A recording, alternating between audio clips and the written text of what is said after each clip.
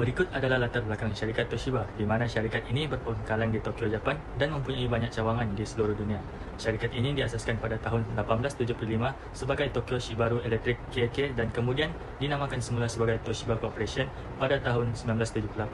Syarikat Toshiba terkenal dengan penghasilan barang elektronik, antaranya perniagaan yang dijalankan adalah seperti peranti dan komponen elektronik, teknologi maklumat dan peralatan komunikasi, sistem kuasa, sistem infrastruktur perindustrian dan sosial, dan perkakas rumah. Garis masa skandal penipuan syarikat Toshiba bermula pada tahun 2008 sehinggalah 2014, di mana sepanjang tempoh tersebut, syarikat telah merekodkan lebih nyata keuntungan sebanyak hampir 2 bilion.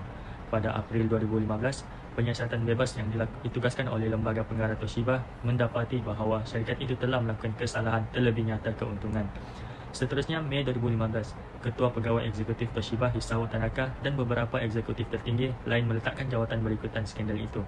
Julai 2015, Toshiba mengumumkan bahawa ia akan menjual beberapa perniagaan bukan terasnya untuk mengumpul dana dan menangani masalah kewangan. Dan sepanjang tempoh 2016 hingga 2017, Toshiba menghadapi beberapa tindakan undang-undang daripada pemegang saham dan pemegang bon yang terjejas oleh penipuan itu. Isu utama skandal Toshiba adalah memanipulasi keuntungan syarikat. Selama 7 tahun, Toshiba mencatatkan kerugian sebanyak 18.3 bilion yen yang mana bukanlah kerugian yang diperoleh, tetapi memperoleh lebihan keuntungan berjumlah 152 bilion bersamaan dengan 2 bilion US dollar. Okey, macam mana Toshiba ni dapat peroleh keuntungan sebanyak ni? Yang pertama, CEO tetapkan target keuntungan yang tinggi bagi setiap 10 tahun kepada pekerjanya. CEO ni diletak tekanan yang besar kepada pekerja dan hanya menunggu budaya korporat menghasilkan keputusan yang mereka mahukan. Tambahan lagi, kita tahu bahawa budaya Jepun ini yang setia dan patuh kepada setiap arahan pihak atasan tanpa kegagalan. Selain itu, Toshiba turut menjual bahagian komputer kepada rakan kongsi yang akan memasang komputer dan kemudiannya akan dibeli semula oleh Toshiba. Lebih banyak bahagian komputer yang diperlukan akan meningkatkan inventory dan membolehkan Toshiba untuk tingkatkan keuntungan. Baiklah, sedikit nota berkaitan dengan inventory. Teori hipotesis pelan bonus sesuai untuk menerangkan bagaimana pengurus komputer division Toshiba menguruskan inventory untuk mendapatkan amount pendapatan yang lebih tinggi. Pengurus boleh melakukan perubahan polisi dalam pengiraan nilai inventory iaitu menggunakan kaedah FIFO yang mana akan menghasilkan KBDJ yang lebih rendah dan secara tidak langsung meningkatkan untung kasar dan bersih dalam penyata. Dan yang terakhir adalah dalam laporan turut didedahkan tindakan bahagian infrastruktur Toshiba yang purposely understated kos projek pembinaan walaupun mereka tahu mengikut anggaran baru kos sebenar telah meningkat. Okey, bagaimana kaedah Toshiba untuk memanipulasi? Pertama, Toshiba akan mengiktiraf hasil bagi hasil terdahulu. Kedua, Toshiba akan menunda atau mengakhiri perbelanjaan semasa. Dan yang terakhir, Toshiba tidak mengiktiraf kerugian. Piawaian perakaunan yang dilanggar oleh Toshiba ialah IFRS 15 pengiktirafan hasil. Toshiba tidak mematuhi IFRS 15 yang menyatakan bahawa pengiktirafan hasil apabila wujudnya pindahan barangan atau perkhidmatan kepada pelanggan. Di sini, kita boleh lihat Toshiba mengiktiraf hasil daripada projek mereka sebelum projek tersebut disiapkan. Contohnya, hasil Toshiba adalah sebanyak 600 pada tahun 2008 dan hasil belum terperoleh sebanyak 200 pada tahun 2009. Tetapi, Toshiba mencatat hasil belum terperoleh 200 sebagai hasil pada tahun semasa 2008. Secara langsung, hasil Toshiba telah meningkat kepada 800. Ini memberi kesan kepada untung bersihnya kerana Toshiba telah mencatatkan sebanyak 600 untung bersih, tetapi amount untung bersih yang sepatutnya perlu dicatat adalah 400 sahaja.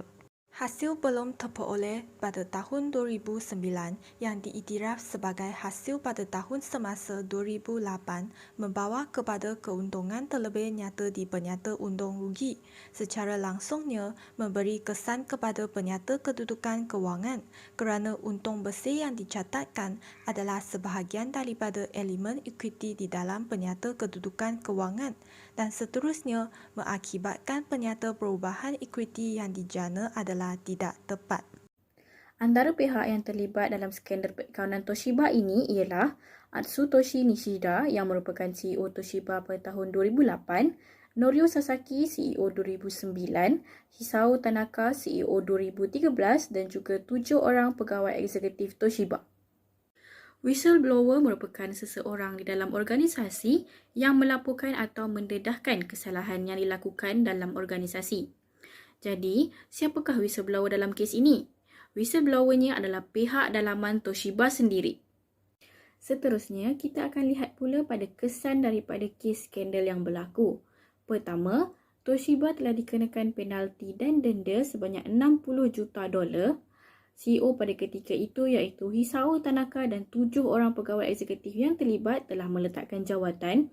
Ketiga, saham syarikat Toshiba telah jatuh menjunam dan mengalami rugi bersih sebanyak $102 juta bagi suku tahun tersebut.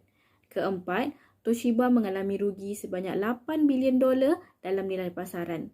Dan akhir sekali, Toshiba dikeluarkan daripada senarai syarikat terbaik indeks saham di Jepun.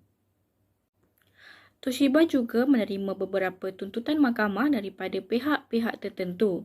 Antara pihak yang masih dalam pertimbangan untuk membuat tuntutan kepada Toshiba ialah Mitsubishi UFJ Trust dan ahli gabungan Master Trust Bank of Japan, Japan Trustee Service Bank yang merupakan sekutu Sumitomo Mitsui Trust Holdings, dan Rizuna Bank yang merupakan anak syarikat Mizuho Financial Group Incorporation.